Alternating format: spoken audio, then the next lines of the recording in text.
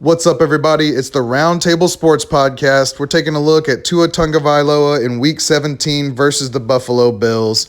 And there's been a lot of talk about what Miami should do at quarterback.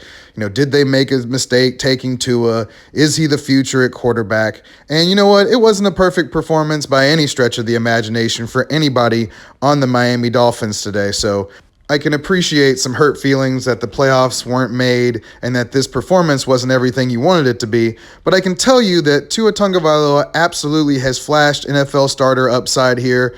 I think he can be a good NFL quarterback. The game's just going really fast for him right now, and he is a cerebral guy. That's how he won in college, making good decisions, making super accurate passes, and I see flashes of those things, really pop up when you watch the film, and you got to remember this guy's coming off a major hip situation, and he still has a certain amount of speed where he's able to run away and take the open field that's given to him. And when he flashes that kind of upside running the ball, as well as flashes Drew Brees type upside to me, I think that's something you stick with.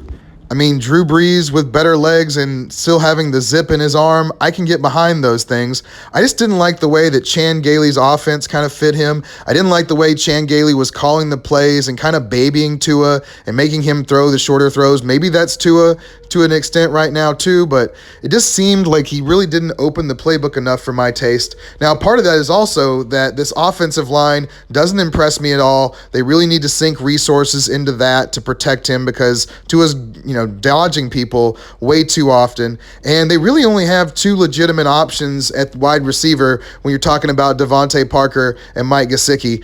I think both of them would be better suited as second and third options because, man, one of the interceptions was Devontae Parker's fault, and he's just not quite perfect enough to be, that big-time wide receiver. There's a lot of growth to be done there. And, even still, if you're the Miami Dolphins, I think you stick with Tua and you get excited because you have a regime finally that I think is capable of doing things for you.